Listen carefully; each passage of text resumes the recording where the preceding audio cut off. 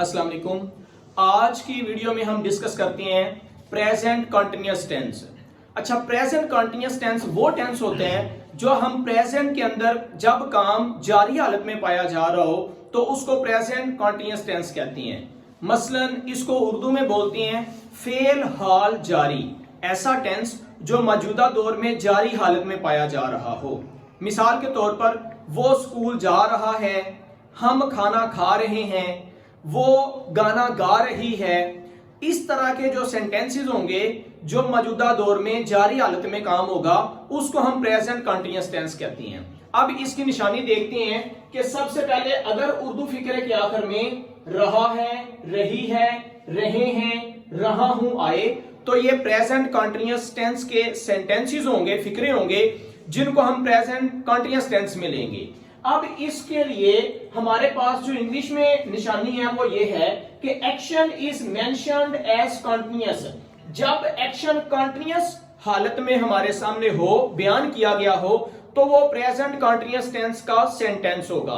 Action continuous होने का मतलब ये है कि वो जारी हालत में काम हो रहा हो। मतलब वो खाना खा रही है, वो कपड़े इस्त्री कर रही है, हम लाहौर जा रहे हैं, तो ये जारी हालत में काम पाया गया। इसी तरह action is going on at the time of speaking. जब कोई बात कर रहा है या जब बात आपके सामने हो रही है या एक्शन हो रहा है तो वो जारी हालत में हो। इसी तरह arrange to take place in future. बाज दफा ऐसा होता है कि हमने कोई मंसूबा बनाया होता है आने वाले दौर में कुछ करने का, तो वो भी प्रेजेंट कंटिन्यूअस टेंस में लेती हैं। मिसाल के तौर पर हम कल लाहौर जा रहे हैं। अब कल लाहौर जा रहे हैं लेकिन चूंकि हम अरेंज कर चुके हैं अपने इस एक्शन को, तो इस वजह से ये भी प्रेजेंट कंटिन्यूअस टेंस में आएगा। और ये भी देख लें कि हमने कल का लफ्ज देख के इसको फ्यूचर में नहीं ले जाना, हम कल लाहौर जा रहे हैं, इसको हमने प्रेजेंट में रखना है। ठीक हो गया। अब आगे इसको देखते हैं रूल्स को जो हमने डिस्कस करनी है। अगर सब्जेक्ट जो हमारा फाइल है, जिसको हम काम करने वाला कहते हैं, जो भी काम परफॉर्म कर रहे हैं, अगर वो ही, शी, इट, दैट या सिंगुलर होगा, मतलब वाहद होगा, तो इनके लिए हमारा जो हेल्पिंग वर्ब है वो इज इस्तेमाल किया जाएगा। क्योंकि प्रेजेंट कंटिन्यूअस टेंस में 3 हेल्पिंग वर्ब्स यूज किए जाती हैं, इज, आर, एम। अब इन तीनों में से जिस तरह का हमारा सब्जेक्ट होगा वैसा हमारा हेल्पिंग वर्ब आ जाएगा। अब देखें, अगर हमारा सब्जेक्ट जैसा कि बताया ही, शी, इट, दैट या सिंगुलर हो तो हमने इज हेल्पिंग वर्ब के तौर पर यूज करना है। इसी तरह अगर हमारा सब्जेक्ट वी, यू, दे या प्लूरल हो तो आर हेल्पिंग वर्ब के तौर पर यूज किया जाएगा। और लास्ट पे अगर हमारा सब्जेक्ट या फाइल आई होगा तो उसके लिए हमने एम इस्तेमाल करना है, इज और एम। इन सब्जेक्ट्स को देख के जैसे हमारा सब्जेक्ट होगा उसी तरह का हमारा जो है वो हेल्पिंग वर्ब इन तीनों में से आ जाएगा।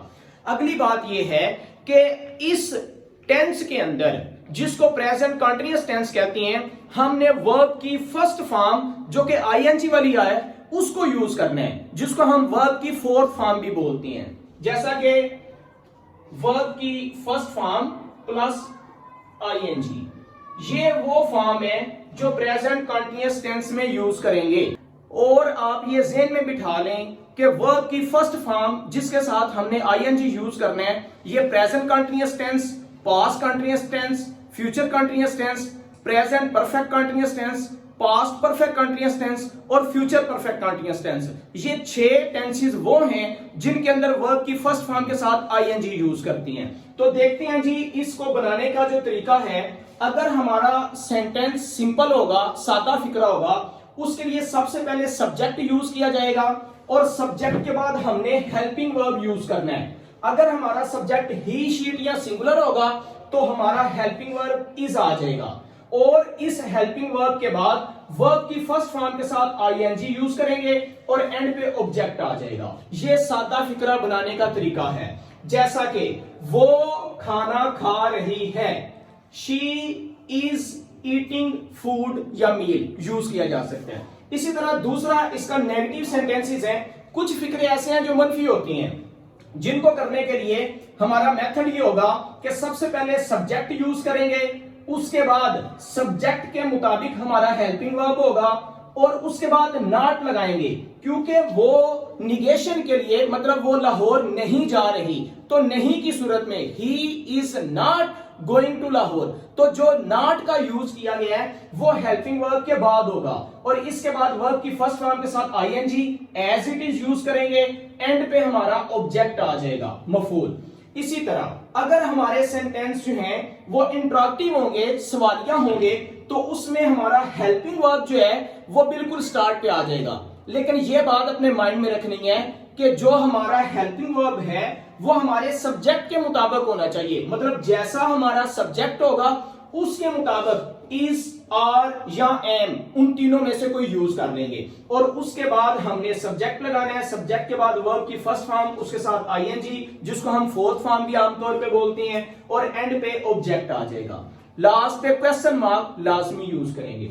इस तरह अगर हमारा सेंटेंस, क्योंकि बाद सेंटेंसेस ऐसी होती हैं जो सादा भी होती हैं और सॉरी जो सवालिया भी होती हैं और जो मनफी भी होती हैं, अगर इस तरह के दोनों किस्म के सेंटेंसेस आए तो इन नेगेटिव और इंटरॉक्टिव सेंटेंसेस के लिए सबसे पहले हमने हेल्पिंग वर्ब यूज करने हैं। हेल्पिंग वर्ब फिर वही चीज कि जो हमारा सब्जेक्ट होगा उसके मुताबिक हमारा हेल्पिंग वर्ब होगा।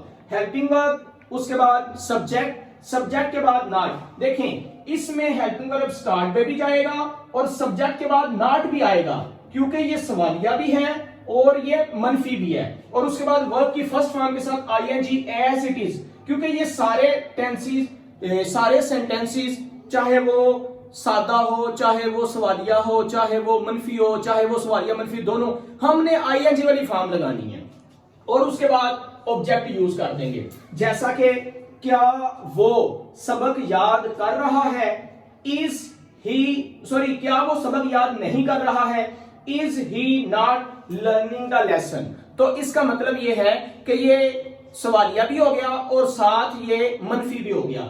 इसके बाद कुछ ऐसे सेंटेंसेस होते हैं जो WH फैमिली से बिलोंग करते हैं, जैसा कि व्हेन, वेयर वगैरह, तो इनके लिए हमने WH फैमिली वाले जो वर्ड हैं उसमें सबसे पहले WH फैमिली वाला वर्ड लगाना है, उसके बाद हेल्पिंग वर्ब यूज करेंगे, हेल्पिंग वर्ब के बाद सब्जेक्ट यूज करेंगे, उसके बाद वर्ब की फर्स्ट फॉर्म के साथ आईएनजी होगा और लास्ट पे ऑब्जेक्ट होगा।